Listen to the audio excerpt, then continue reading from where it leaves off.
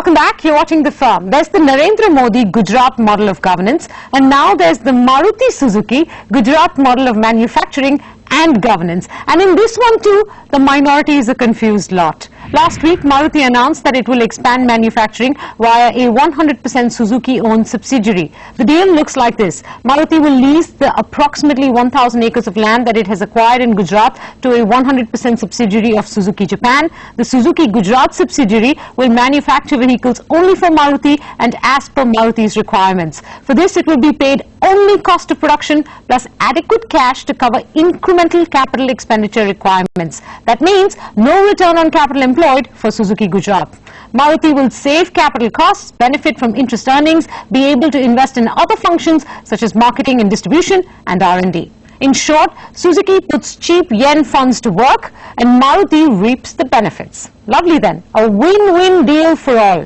But minority investors are not so convinced. Several institutional investors and proxy advisory firms have raised questions regarding this manufacturing structure to try and understand their concerns and find out how Suzuki could benefit at the cost of Maruti's minority shareholders. I have with me today Amit Tandon of IIS and tax expert T.P. Oswal. Gentlemen, to both of you, a quick warm welcome.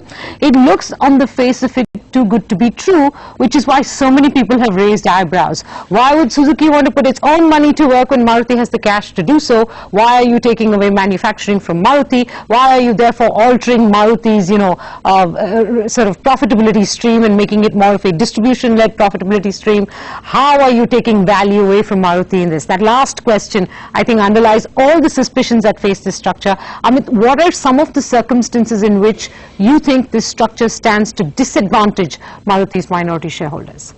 Look, our belief is that it adds to a layer of complexity and it reduces the transparency, and it's for this reason alone that you need to kind of question the motive behind it and say that, look, it's not necessarily good for the minority investors. Let me play devil's advocate, since we don't have anybody from Maruti here, to say in short to that the world is a complex place. There's a lot of manufacturing contract work that goes on, outsourcing work that goes on. That can't be the only reason that you would object to something like this. Let me just add to that. If you're looking at the added complexity, the reduced transparency, and then you add the fact that how they behaved in the past, and one of the examples we have is, as far as royalty is concerned, we've seen that repeatedly what Suzuki has done is that at every opportunity they've raised royalty in bits and pieces.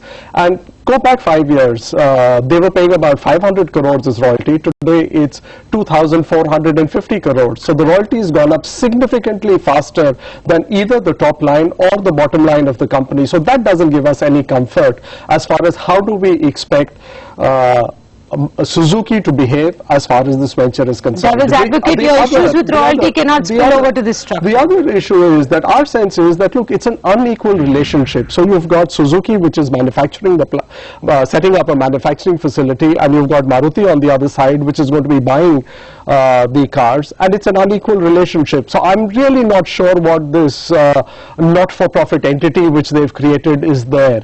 At the end of the day, they start off with 250,000 cars. They end up with 1.5 million cars, not having financed any of it other than the initial investment, saying that the money is going to be flowing in from Maruti, and you say it's a not-for-profit entity. But let me pause here and say that, look, the relationship at best is not equal, but what this is doing is it's kind of hollowing out Maruti systematically and strengthening Suzuki. So at the end of it, when they come to any negotiation between the two, it gives Suzuki so much of an upper hand, because at the end of the day you would argue out that, look, Maruti shareholders, they would say that there's a majority of minority investors and they have a say in these things. Our belief is that 3 years or 4 years from now, it will be in Maruti's minority investors to go along with what Suzuki is saying, because they'll be calling all the shots. In fact, let me pause here for a minute and go back. In fact, we find the timing of this whole announcement also a little bit curious, to say the least, because I look at it, Tata's had taken about a year to set up a facility in Gujarat. These people are saying that, look, they're going to start manufacturing in 2017.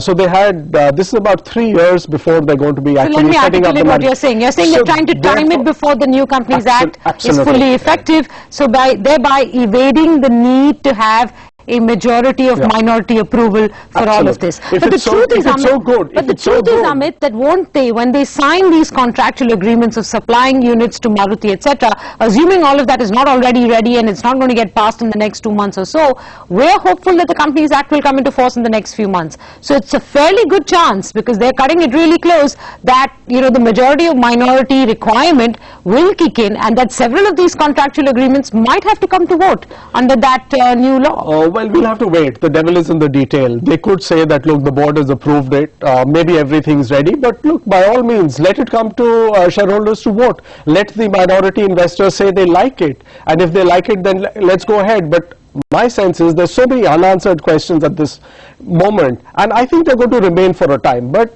absolutely, if a majority of minority investors are in favor of it, I get it. We have no objection to the deal at this moment. So my question to you, Mr. Oswal, is this. Based on what Amit has told us, the royalty payment that Maruti is making to Suzuki is already considerably high. Once the New Companies Act comes into effect, any increases in royalty payment will require the majority of minority approval. That's right. Let's for a moment hypothetically assume that Suzuki says that's a tough hurdle to pass.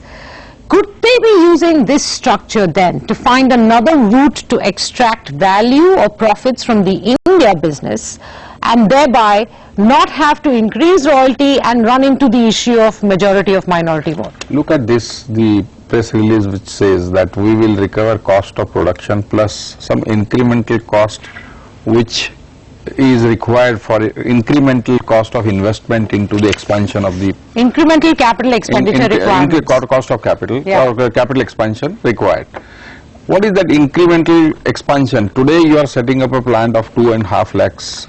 So 250,000 units. 250,000 going units. all the way up to 1.5 million. So incremental manufacturing facility will be huge. I'm also not sure what incremental means. The Maruti management is that different. We are all debating based on the press release. So therefore that incremental cost will be recovered. And from Maruti, and therefore it is an extraction from Maruti. So you're saying Maruti, if I've understood this correctly, Maruti will fund the expansion of capacity at the Suzuki Gujarat plant, but Maruti will not own the asset in any fashion. Certainly it will not own the asset. That's what you're saying. This is what that implies. The press release implies that's it. And the Suzuki will not pay tax on it, because these monies which they will receive, there will be huge depreciation sitting in their books. This will be a cash profit. The depreciation allowance will not will not make it subject to tax, and therefore that they will be able to extract. Okay, can I